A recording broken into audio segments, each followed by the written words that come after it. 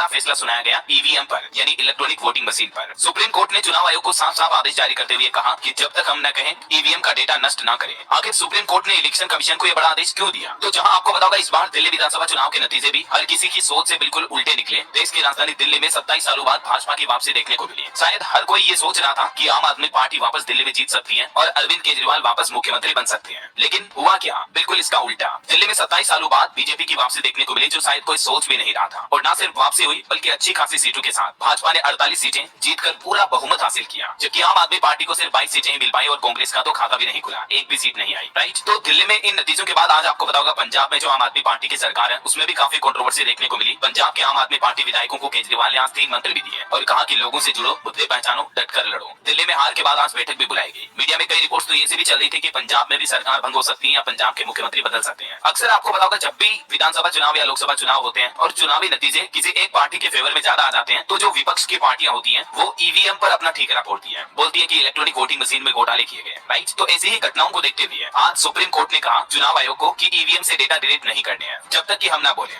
Supreme court ने कहा कि हारा हुआ उम्मीदवार अगर अपना स्पष्टीकरण चाहे तो इंजीनियर को यह बताना होगा कि ईवीएम से कोई छेड़छाड़ नहीं हुई है। और यह मामला पहली बार नहीं रहा है। अभी कुछ महीनों पहले भी आपको पता होगा सुप्रीम कोर्ट में ईवीएम और वीवीपैट के 100% मिलान की मांग वाली याचिका लगाई गई। हालांकि उस याचिका को तो सुप्रीम कोर्ट ने खारिज कर दिया था और बैलेट पेपर से चुनाव कराने की मांग को भी सुप्रीम कोर्ट ने कहा कि अब वापस पुरानी पद्धति से चुनाव नहीं होंगे। और अभी जो दिल्ली से पहले महाराष्ट्र में चुनाव हुए थे उसमें भी विपक्ष ईवीएम में गड़बड़ी की शिकायत को लेकर सुप्रीम कोर्ट चला गया। चुनाव आयोग की जांच के बाद पता चला कि वीवीपैट और ईवीएम में कोई मिसमैच नहीं हुआ। इलेक्शन कमीशन ने कहा कि महाराष्ट्र चुनाव में 288 सीटों पर 1440 से भी ज्यादा वीवीपैट का मिलान किया गया, लेकिन कोई मिसमैच नहीं निकला, जबकि विपक्ष ने गड़बड़ी के आरोप लगाए थे। तो कई बार ऐसा होता है। यही वजह है दोस्तों कि आज सुप्रीम कोर्ट की तरफ से दिल्ली चुनाव के बाद भी एक फैसला सुनाया गया। सुप्रीम कोर्ट में आज मंगलवार को इलेक्ट्रॉनिक वोटिंग मशीनों ईवीएम के वेरिफिकेशन के लिए पॉलिसी बनाने की मांग वाली याचिका पर आज सुनवाई हुई और इस सुनवाई में सीजीआई संजीव खन्ना और जस्टिस दीपांकर दत्ता की बेंच ने चुनाव आयोग को यह निर्देश दिया कि सुनवाई की प्रक्रिया पूरी होने तक ईवीएम में कोई भी डेटा रिलोड न करें और न ही कोई डेटा डिलीट करें। सीजीआई ने कहा कि ये कोई विरोध की स्थिति नहीं है। अगर हारने वाला उम्मीदवार विपक्ष की जो पार्टी है वो स्पष्टीकरण चाहिए तो इंजीनियर की ये जिम्मेदारी बनती है कि वो स्पष्ट कर सकता है कि ईवीएम में कोई गड़बड़ी नहीं हुई है ना। तो उम्मीद है दोस्तों सुप्रीम कोर्ट का ये बड़ा फैसला आपको जरूर जानने को मिला होगा। और इसी तरह की daily latest breaking news update headlines news सुर्खियां देखते रहने के लिए डीएलएस न्यूज चैनल को सब्सक्राइब करके बेल आइकन जरूर दबा दीजिएगा। इस वीडियो को लाइक और शेयर अवश्य कर देना ताकि आपको रोजाना की ताजा खबरें, महत्वपूर्ण मुख्य समाचार, काम की न्यूज अपडेट सबसे पहले आपके मोबाइल पर मिलते रहेंगे। जय हिंद, जय भारत, वंदे मातरम।